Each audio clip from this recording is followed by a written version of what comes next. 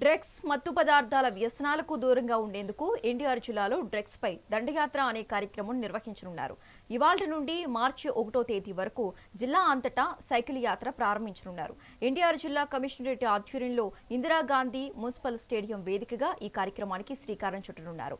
Drugs supply చేసిన, వినియోగించిన కఠిన చర్యలు ఉంటాయంటున్న డీసీపీ సరితతో మా ప్రతినిధి నాగశ్రీ ఫేస్ టు ఫేస్. మరి ఈ రోజు ఆ కార్యక్రమానికి శ్రీకారం చుడుతున్నారు. మార్చి 1 వరకు కూడా జరగబోతుంది. So Vijayawada Indira Gandhi municipal stadium వేదికగా కూడా ఈ కార్యక్రమానికి శ్రీకారం చుట్టబోతున్నారు. మనతో సరితా గారు ఉన్నారు మాట్లాడడానికి. మేడం చెప్పండి, అసలు డ్రగ్స్ మీద ఉక్కుపాదం మోపుతూనే ఉన్నారు. చాలా వరకు కూడా మీరు నిర్మూలన చేసే దిశగా అడుగులు వేస్తున్నారు పోలీసుల ఆధ్వర్యంలో కూడా. సో ఇప్పుడు ఈ యొక్క కార్యక్రమాన్ని చేపట్టడానికి ఏంటి రీజన్? మన ప్రభుత్వం, గౌరవ ముఖ్యమంత్రి గారు ఎప్పుడో చెప్పారు, డ్రగ్స్ పైన ఈ ప్రభుత్వం, ఆంధ్రప్రదేశ్ ప్రభుత్వం యుద్ధమే ప్రకటించిందని ఎప్పుడో చెప్పడం జరిగింది.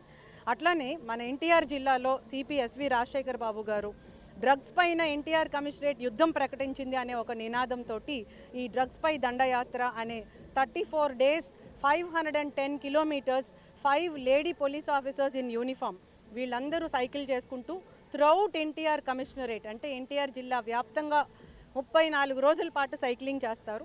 వాళ్ళకి మద్దతుగా జిల్లా యంత్రాంగం మొత్తం కూడా నడుస్తుంది. ఎందుకంటే ఇది సిపి గారు యాజ్ వెల్ యాజ్ కలెక్టర్ గారు ఆధ్వర్యంలో ఈ ప్రోగ్రామ్ ఇవాళ లాంచ్ జరుగుతుంది.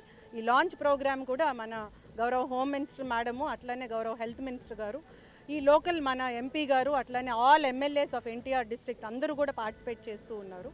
సో ఇందులో మెయిన్గా లేడీస్ ఇన్ యూనిఫామ్, మాకు తెలుసు డ్రగ్స్ పైన డ్రగ్స్ అనేవి కుటుంబం పైన ఎట్లాంటి ప్రభావం ఉంటుంది. ముందుగా డిస్టర్బ్ అయ్యేది, ముందుగా సఫర్ అయ్యేది లేడీసే. ఎందుకు అంటే తల్లిగా తల్లి బాధపడాలి, చెల్లిగా అక్కగానే కాకుండా భార్యగా తను బాధపడాలి మాదక ద్రవ్యాలకి బానిసైనటువంటి విక్టిమ్స్ తోటి. సో దానికోసం ఈ లేడీస్ తోటి త్రూఅవుట్ ఎన్టీఆర్ డిస్ట్రిక్ట్ ఒక క్యాంపెయిన్ మోడ్లో తీసుకొని వెళ్తున్నాం.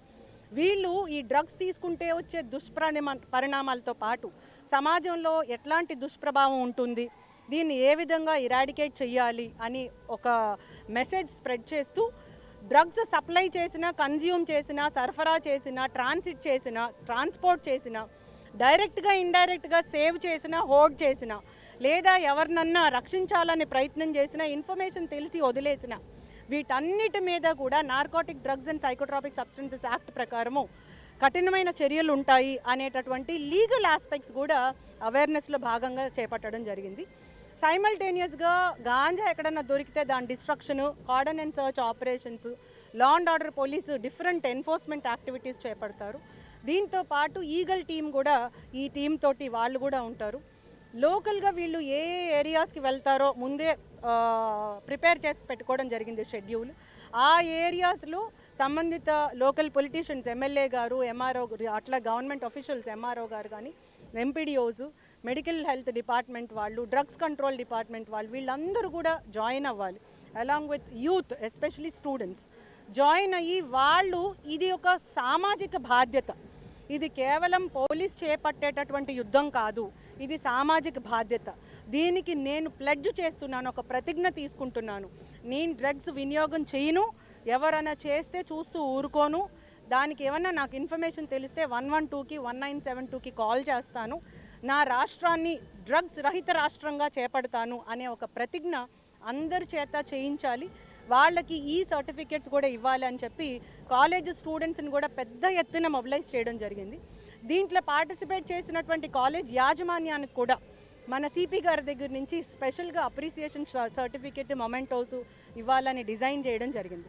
So we are requesting all interested and related persons, అటు గవర్నమెంట్ నుంచి, ఇటు పొలిటీషియన్స్ నుంచి, ఎన్జిఓస్ నుంచి, అదర్ డిపార్ట్మెంట్స్ నుంచి, స్టూడెంట్స్ నుంచి, ఎస్పెషలీ యూత్, వీళ్ళందరూ కూడా, అట్లనే సైక్లిస్ట్ అసోసియేషన్ ఉంటారు, వాకర్స్ అసోసియేషన్ ఉంటారు, స్కేటర్స్ అసోసియేషన్ ఉంటారు, స్పోర్ట్స్ పర్సన్స్ ఉంటారు, వీళ్ళందరినీ కూడా మా ఎన్టీఆర్ పోలీస్ కమిషనరేట్ తరపున, ఎన్టీఆర్ జిల్లా యంత్రాంగం తరపున I request all of you participate in this దండయాత్ర. జస్ట్ ఇది పోలీస్ బాధ్యత మాత్రమే కాదు, ఇది మన సామాజిక బాధ్యతగా పార్టిసిపేట్ చేయాలని కోరుకుంటున్నాం. అదే ఈ దండయాత్ర యొక్క ముఖ్య ఉద్దేశం. సో ఈ రోజు ఈ ప్రోగ్రామ్ సంబంధించి ఈ రోజు ఎవరెవరిని ఇన్వైట్ చేశారు మేడం ఇక్కడికి? స్టూడెంట్స్ కానీ ఎవరెవరు రాబోతున్నారు? టోటల్ స్టూడెంట్స్ అందరు ఫిల్ అయిపోతుందండి. యూత్ కాలేజ్ స్టూడెంట్స్ అందరూ ఫిల్ అవుతారు. వాళ్ళతో పాటు NCC, NSS volunteers, red cross, NGOs, drugs related NGOs అందరూ ఉంటారు. మన పొలిటీషియన్స్, మన గౌరవ హోంమంత్రి మేడం వంగల్పూడి అనిత గారు, అట్లానే మన హెల్త్ మినిస్టర్ గారు శ్రీ సత్యకుమార్ యాదవ్ గారు, ఎంపీ గారు కేశినేని చిన్ని గారు, అట్లానే మన ఎమ్మెల్యేస్ లోకల్గా మన గద్దె రామ్మోహన్ గారు కానివ్వండి, మన బోండా ఉమా గారు కానివ్వండి, రూరల్లో ఉన్నటువంటి ఎమ్మెల్యేస్ అందరూ. సో వీళ్ళందరినీ వాళ్ళు ఇన్వైట్ చేశాము. గౌరవ డీజీపీ గారు వస్తారు, వారు one of the chief guest. వారితో పాటు ఈగల్ ఐజీ గారు వారు కూడా ఉంటారు.